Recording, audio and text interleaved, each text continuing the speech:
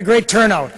It was interesting when I was on KFAN on Thursday. They kept me on for an hour, and a lot of great phone calls in, and I was kind of curious to see what kind of turnout we were going to have, but it is great to see. A lot of people think I have the best job in hockey, and I tell them, I think I have the second best job in hockey.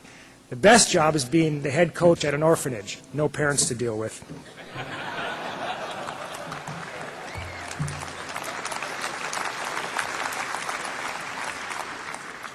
But I think I really have a pretty unique experience with this as well. I've coached, lived in Alaska, I've coached, lived in Colorado, and now I'm back to Minnesota. And I look back at some of my roots and how I got involved in the game. I grew up in a small town called Big Fork. Most of you probably have never heard of it, just north of Grand Rapids. And when I moved to Grand Rapids, I was 9 years old in third grade. I'd never skated before. But I was thrown in a neighborhood with kids who played hockey, played multiple sports, played basketball through sixth grade, and then I had to make a decision. A 5'11" guy with a heel-toe vertical. Should I play basketball or should I play hockey? And fortunately for me, I chose hockey. But I look back and how and why a community like Grand Rapids, we won a couple state titles. We were able to have, I believe, 13 Division I hockey players off our 1976 team went on to play college hockey. And why was that? Number one, we had great coaches. Gus Hendrickson, Mike Surdich, Jim Nelson. We had great youth coaches. And the thing that I go back to, what I remember all the time, is we had fun. Hockey was a great sport to play. We spent all of our time on skill development. We didn't do skating drills at the end of practice. We spent all of our time on getting better and better and better. And it paid off when we were at the high school level. It wasn't so caught up in winning at the youth level. When I was a youth player, we never came out of the district, but yet we were able to have success at the high school level. When I've gone around the country and watched, some of my perspective too, I have a son now that's 17 years old, I have another son that's 11 years old, and watching them go through the youth system, a couple of things have struck me. I remember being in Colorado Springs, and they have a big President's Day tournament every year in February. And being a parent, I had to work my shift on a Monday morning because we played on the weekend. And I remember observing a team and a coach. And every time these kids came off the ice, and I think they were about the squirt level, the coaches turned around in their face, screaming at them. And I'm watching this because I'm in the penalty box. And I'm getting more upset as the game goes on.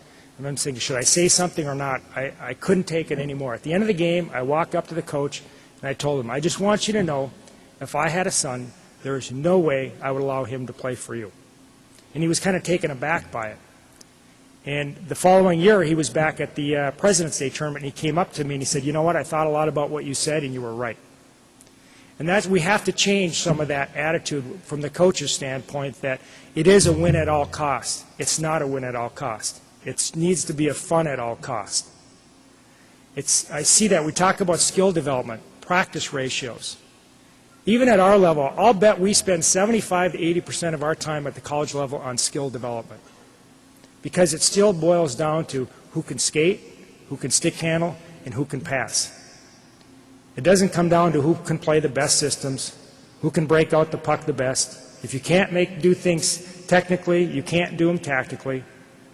So we have to look at allow kids to handle the puck, allow kids to take risk. I look back at the repetitions that we had as a youth player were formed on an outdoor rink without a coach there. And so you try to move 100 times at the blue line, and if it got stripped from you 90 times and it ended up in your net, all you did is take the puck out of your net and go play again. There was nobody yelling at you, screaming at you, get the puck in deep. Don't make that move, we might lose the game.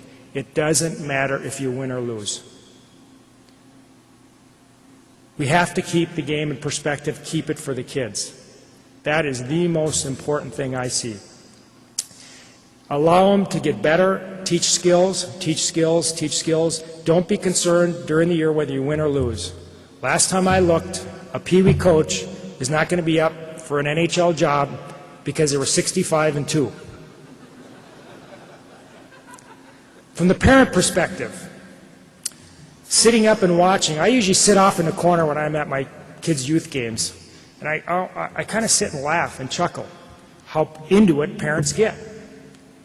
It's like their whole self-worth is being determined in Johnny or Jenny at 8 or 9 years old, whether they're going to win or lose the game, whether it's yelling at officials, and we wonder why 50% of the officials quit. I don't know why you'd be an official in this day and age with parents yelling at you all the time.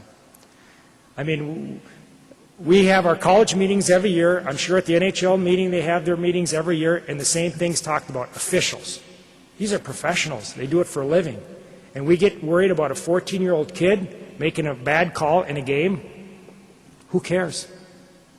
Because most kids, when they leave the rink, what are they concerned about? Are they concerned about whether they won or lost? No, they're not. They walk out of the rink, number one, they're more concerned what the snack's going to be. And two, they want to know when they can go play. They're not concerned whether they won or lost. So we have to keep it in perspective. And I always say we should have our kids involved in the great game of hockey because of the social, the physical, allow them to have fun, be a part of a team. Not to be there so I can get a scholarship someday, not to be there so hopefully they can play in the NHL someday. If you're concerned with that, take all that money you're going to spend starting at 7 years old, put it in the bank, invest it. I guarantee you, you will have your scholarship by the time your son or daughter is a senior in high school. So we have to, those are important concepts. The other thing is I get a kick out of 5'7" dad and 5'4" mom, and they think their son is going to be in the National Hockey League. Well, I got news for you. Genetics plays a role. Unless the milkman came over, I don't think your son's going to be 6'3".